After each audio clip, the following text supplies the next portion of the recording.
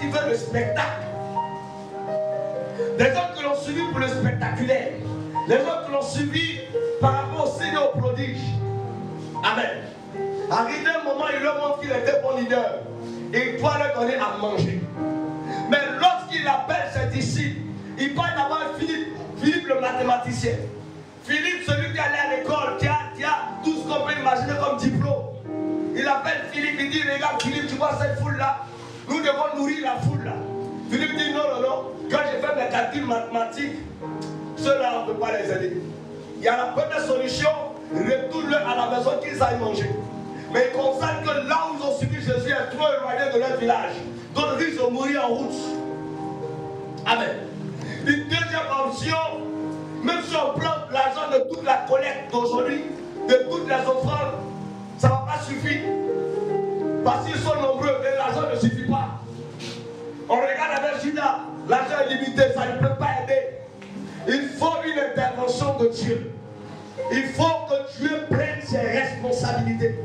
Il faut que Dieu s'engage et qu'il se lève dans cette bataille.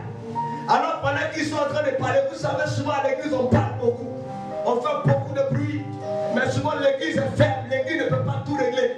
L'église est limitée. Les apôtres, s'il s'agissait de chasser les démons, Pierre aurait pris la parole, dit au nom de Jésus, démon, va-t'en. S'il s'agissait de faire un miracle, il se serait levé pour agir. Mais là, il fallait nourrir la foule. Les apôtres étaient limités. Et comme par hasard, un homme du nom d'André, André, il était le responsable du service d'ordre. Il a regardé dans la foule, il a perçu un enfant, un jeune homme. Il dit à Jésus, il y a un enfant qui est parmi nous, il y a un jeune homme qui est parmi nous, il y a un tout petit qui est là. Mais seulement que cet enfant-là, il a dans sa main 5 pains et 2 poissons. Mais les 5 pains et 2 poissons encore, c'est insuffisant. Mais pendant qu'il dit cela, il fait une précision. Une précision de taille. Il dit à Jésus, les 5 pains et 2 poissons que l'enfant a sont des pains d'orge. En Israël, on parle de pain d'orge. Il y a ce qu'on appelait la banque de nourriture. La banque de nourriture, c'est une banque qui était censée nourrir les nécessités et également les orphelins. Ils allaient là-bas pour prendre de quoi manger. Et on leur donnait la nourriture pour une semaine. Ils sont se comprendre ce matin.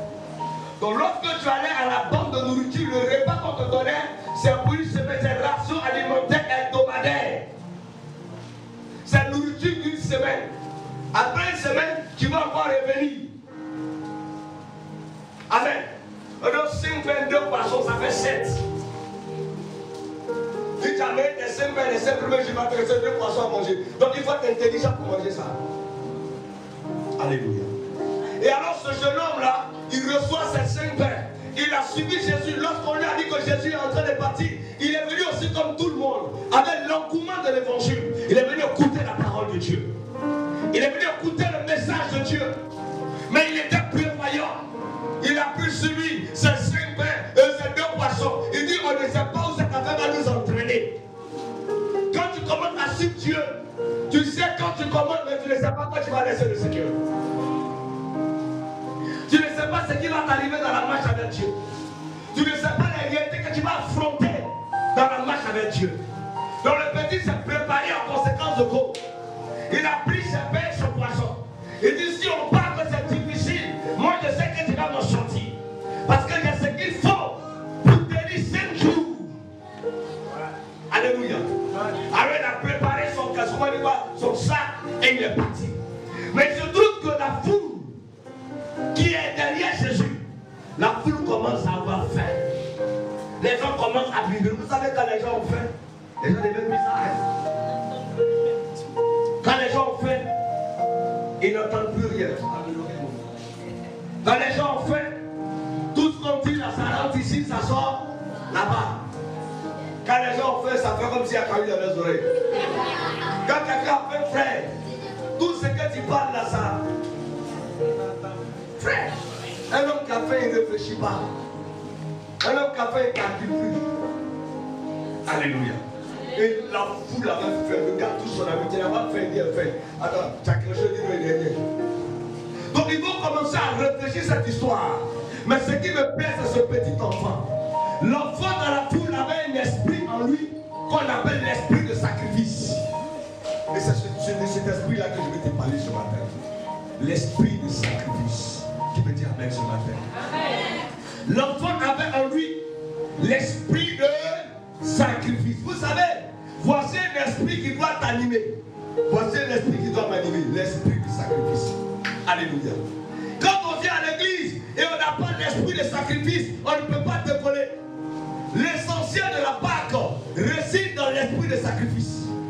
Si nous pouvons fêter la Pâque aujourd'hui, c'est parce que quelqu'un a payé le prix pour nous. C'est parce que quelqu'un est mort pour nous. Sans sacrifice, il n'y a pas d'élévation.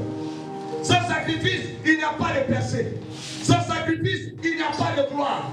Sans sacrifice, il n'y a pas de montée. Est-ce que je parle à quelqu'un? Cet enfant était un orphelin. C'est pour cela qu'il prenait la nourriture à la banque de nourriture. C'était un enfant qui avait été nourri par les autres. Un enfant qui était soutenu par les autres. Il avait quoi? 5 pains. Et quoi d'autre? 2 poissons. Je peux vous prévenir ce matin que chacun de nous ici assis a 5 pains et 2 poissons. Ton amen n'est pas servi. Chacun a 5 pains et il y a ici parmi nous, dans toutes les églises, il y a dans toutes les églises un enfant qui a 5 pains et 2 poissons.